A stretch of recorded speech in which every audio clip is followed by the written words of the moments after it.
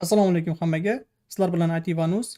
Bugundan boshlab Google bo'yicha darslarimizni boshlaymiz, ya'ni Google darslarimizni boshlaymiz. Bugungi birinchi mavzu Google akkaunt ochish. Har qanday Google loyihasidan foydalanish uchun bizda Google akkaunt bo'lishi kerak. Va birinchi bo'lib ochishdan oldin Alphabet haqida gaplashamiz. Alphabet bu Amerikaning holding kompaniyasi hisoblanadi va bu Amerikaning eng yirik 5 ta kompaniyalardan biri, ya'ni Amazon, Apple, Meta va Microsoft kabi. Hop, Alphabetning ichiga Google, YouTube, Android yoki bo'lmasam bir qancha boshqa kompaniyalar kiradi va ularning asosiy holding kompaniyasi hisoblanadi.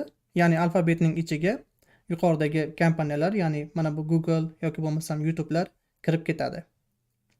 Agarda sizga qo'shimcha ma'lumot kerak bo'lsa, bu yerdan o'qib olishingiz mumkin. Yana bu yerda aytayaptiki, Alphabet daromad bo'yicha dunyodagi 3-eng yirik texnologik kompaniya. Xo'p, boshladik. Demak, men bu yerda Brave'dan foydalanyapman. Siz xohlagan brauzeringizdan foydalanishingiz mumkin. Birinchi bo'lib Google akkaunt ochish uchun create, mana bu Google akkauntni yozamiz. Enter. Birinchisiga bosamiz. Menda Google akkaunt bor. Sizlarga qanday qilishni ko'rsatib o'tyapman. Men ro'yxatdan o'tmayman. Mana bu akkaunt bor. Xo'p, men bu yerdan endi tushundinglar, qayerga kirishdi. Boshqatdan ko'rsataman. Mana bunga bosasiz. Create an accountga bosasiz. Mana bu yerdan Seminit akkauntni o'tamiz. Agar sizda yo'q bo'lsa, birinchi holatda mana bu chiqadi va mana bu yerdan create accountga for my personal, shaxsiy bolam uchun, ish uchun xohlaganingizni tanlab, misol uchun shaxsiy uchun tanladim. Demak, bu yerga ismni yozasiz. Ismingizni yozasiz, keyingisiga familiya. Nextni bosasiz.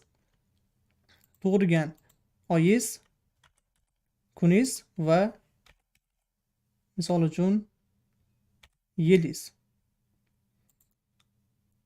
Birinchisi ayol, ikkinchisi erkak. Demak, mailni tanladim, nextni bosdim. Xo'p, menga bu yerda mana bularni taklif qilyapti. Yo'q, men o'zim yozaman deyman. Va bu yerdan siz o'zingiz xohlaganingizni yozishingiz mumkin. Mana bunday holatda. Agarda sizda mana bu Gmail bo'sh bo'lsa, keyingi qadamga o'tadi. Agarda xatolik chiqsa, boshqa Gmail akkauntni yozishingizga to'g'ri keladi. Xo'p, nextni bosamiz. Demak, bu bo'sh. Xo'p, qandaydir parol kiritamiz. Ikkovi ham bir xil bo'lishi kerak albatta.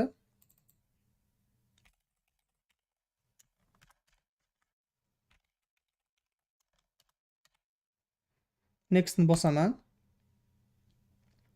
Endi bu yerga telefon nomeringizni kiritasiz. O'zbekiston, misol uchun 91lik 234 56 78 ni bosamiz. Nextni bosamiz. Men bir nechta telefon nomerlarini sinab ko'rdim. Baribir keyingi qadamga o'tmadi. Xo'p, endi bu yog'ini nazariy aytib o'tib ketaman. Bu yerga telefon nomeringizni kiritasiz. Nextni bosasiz. Keyingi qadamda sizga kod yuboriladi.